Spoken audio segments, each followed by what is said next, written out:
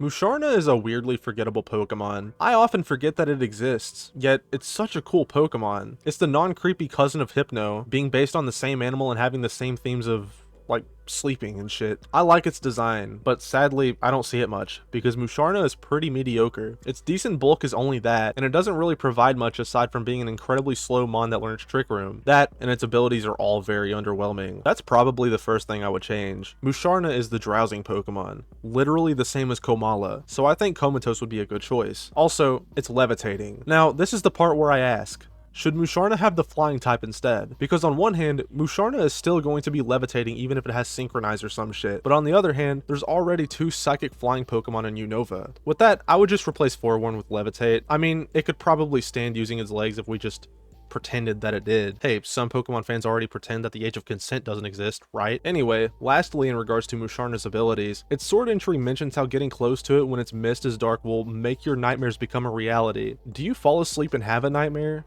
Or does your mind become so overwhelmed by the energy that you get trapped in your own mind? What the fuck does this mean? My game theory is that you fall asleep and are forced into a vivid nightmare, so I will introduce Dream Mist. No, not the item. That already exists. Instead, it's a new signature hidden ability. If the opponent makes contact with Musharna, it has a 30% chance to put them to sleep. With that, I would also move 10 special attack to its defense, evening out the defenses while making it a little less offensive. I feel like Musharna is a lot more unique now, being a sleep-centric Pokemon while sleeping. How cute is that? Hey, Dream Eater might actually be viable with the introduction of its new hidden ability too. But what do you think? Are these changes going to save Musharna? Comment down below how you would do things differently.